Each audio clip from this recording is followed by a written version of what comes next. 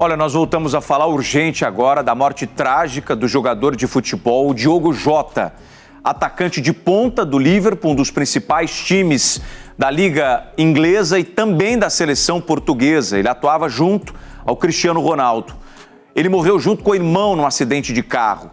Informações da polícia dizem que o pneu do carro do jogador estourou durante uma ultrapassagem. A gente repercute essa notícia com o nosso correspondente em Londres, Sérgio Uti, que tem as últimas atualizações ao vivo para a gente. Bom dia, Uti.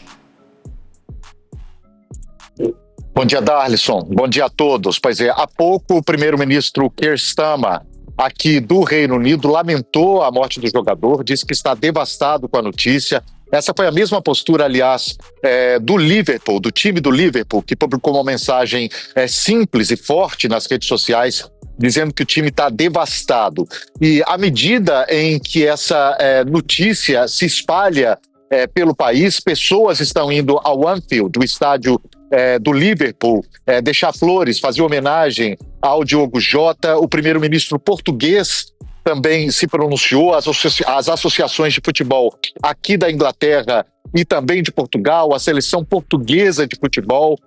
Há uma consternação muito grande aqui por conta da morte desse jogador, muito jovem, 28 anos, tinha acabado de se casar, se casou no último dia 22 de junho, com a companheira com quem já estava junto há muitos anos, tinha filhos com ela, 3 filhos com ela, e essa notícia, claro, deixa o mundo do futebol muito triste, Darlison. E nas próximas horas é possível que haja muito mais homenagens, inclusive o time do Liverpool já baixou as bandeiras do time a meio mastro em Liverpool, e vários companheiros dele, inclusive Cristiano Ronaldo, que você citou há pouco, já publicou também em suas redes sociais uma homenagem lamentando a morte do jogador e desejando toda a força do mundo à família de Diogo Jota nesse momento difícil, Darlison.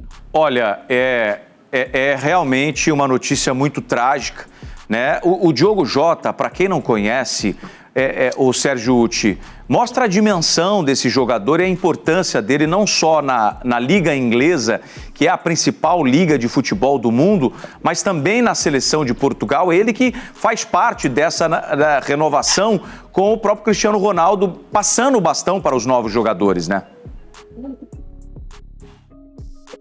Exato. Olha, eu tive a oportunidade de entrevistá-lo em maio de 2022, quando o Liverpool estava a ponto de disputar a final da Champions com o Real Madrid, acabou perdendo aquela final por 1-0, e eu me lembro do Diogo Jota muito solícito. A impressão que eu tive dele era de um sujeito que, apesar de novo, na época ele tinha 25 anos, muito maduro, se colocando ali de uma forma muito profissional, muito madura.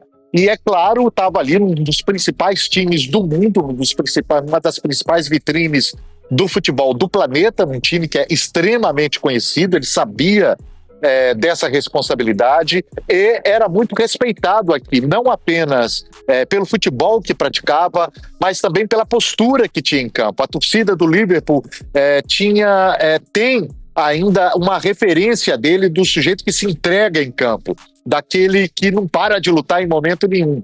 E isso, obviamente, aumenta muito a tristeza aqui, não apenas dos torcedores do Liverpool. Há pouco chegou a notícia aqui, o Wolves, que é o time que ele jogou aqui na Inglaterra antes do Liverpool, também prestando homenagem a ele. O Porto também passou pelo Futebol Clube do Porto, também homenageando esse jogador. Certamente é uma notícia que vai mexer profundamente com o mundo do futebol.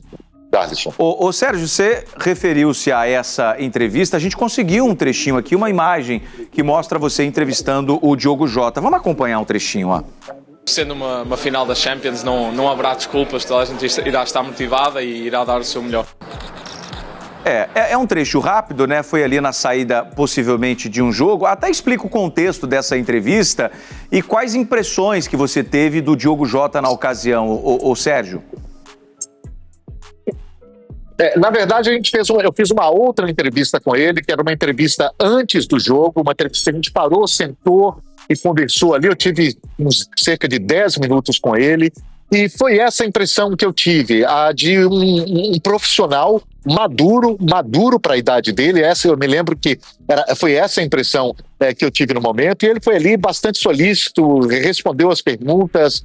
Eu ainda comentei com ele da felicidade ali de conversar com um jogador que falava português, ainda com sotaque português. Comentei com ele que eu gostava muito do sotaque português. E a gente teve esses momentos ali. Foram um pouco mais de 10 minutos, mas a impressão que eu tive dele foi uma impressão muito boa. Acima de tudo, de um sujeito muito profissional, muito comprometido ali com o que estava fazendo. SBT News, o maior canal de notícias do YouTube.